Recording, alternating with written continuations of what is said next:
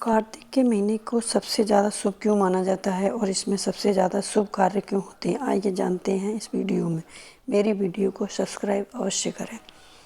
उनके काल में भी शिव महीनों में कार्तिक माह का अत्यधिक महत्व माना गया है। इस पूरे माह में स्नान, दान तथा अन्य धार्मिक कार्यों का करना शुभ माना जाता है।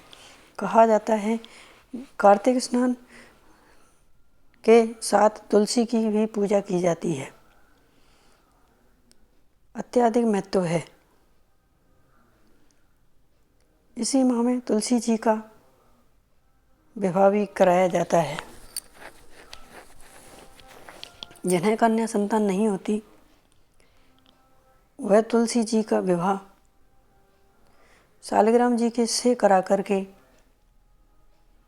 कन्यादान का सुख प्राप्त कर सकते हैं। इसी कार्तिक माह से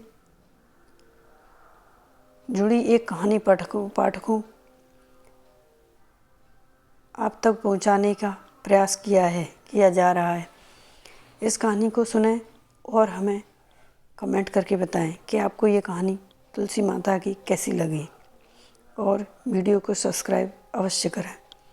कार्तिक माह में सभी औरतें तुलसी जी को जल में सींचा करती हैं। एक बुढ़िया भी थी जो कार्तिक माह में तुलसी जी को सींचा करती थी, और जब वह जाती तो तुलसी जी से कहती, हे तुलसी माता, सत्य की दाता, मैं तेरा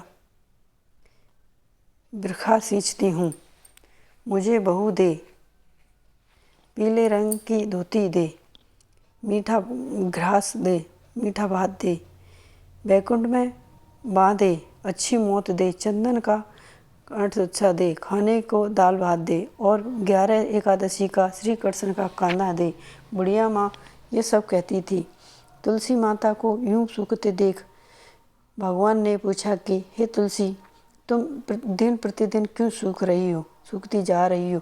तुलसी माता ने कहा कि बस मेरे मन की मत पूछो। भगवान ने कहा कि मैं नहीं पूछूंगा तो कौन पूछेगा। इस पर तुलसी माता कहती हैं कि एक बुढ़िया आती है और अपनी बात कहकर चली जाती है, मैं उसकी सभी बातें पूरी कर दूंगी, लेकिन कृष्ण कांदा कहाँ से लाऊंगी। भगवान कृष्ण बोले कि वह मेरी मरेगी तो अपने आप ही कांदा देने आ जाऊंगा, तुम बुढ़िया माई से यह बात कह देना। इसके बाद बुढ़िया मर गई। बुढ़िया के मरने पर सारा गांव इकट्ठा हो गया और उसका अंतिम संस्कार आने पर उसे उठाने लगे, लेकिन वह बहुत भारी हो गई। इससे उसकी अर्थी टस से मस नहीं हो रही थी।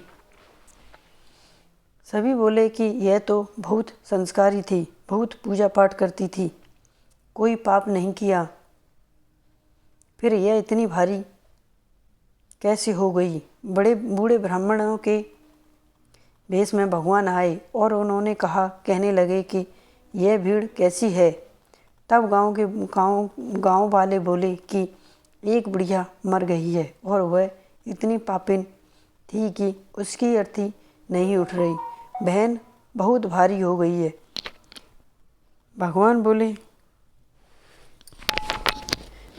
बोले कि मुझे इसके कान में कुछ कहने दो, उठ जाएगी। भगवान बुढ़िया के पास गए और उसके कान में कह दिया, माई तू अपने मन की कर ले, पीताम्बर की धोती ले, पीला ले, मीठा घास ले, बैकुंठ में बास ले, चटक की चाल ले, चंदन का काट ले, झालर की झंकार ले, दाल भात को जी और कृष्ण का कांदा ले। भगवान की सभी बातें सुनकर बुढ़िया हल्की हो गई। भगवान अपने कांधे पर उसे ले गए। बुढ़िया को मुक्ति मिल गई और वह बैकुंठ को चली गई।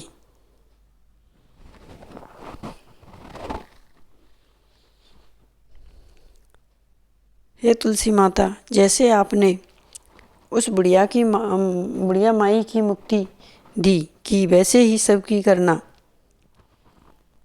जैसे भगवान ने उसे कांधा दिया वैसे ही हमें भी देना, हमारी भी सारी मनोकामना पूरी करना, सबको देना।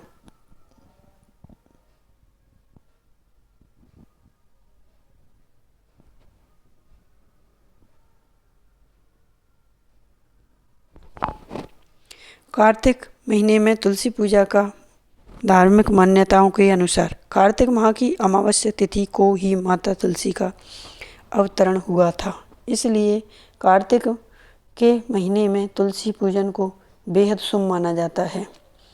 इस महीने में जो भी तुलसी व्यक्ति विधि पूर्वक माता तुलसी का पूजन करता है उसकी सभी मनोकामनाएं पूरी होती हैं।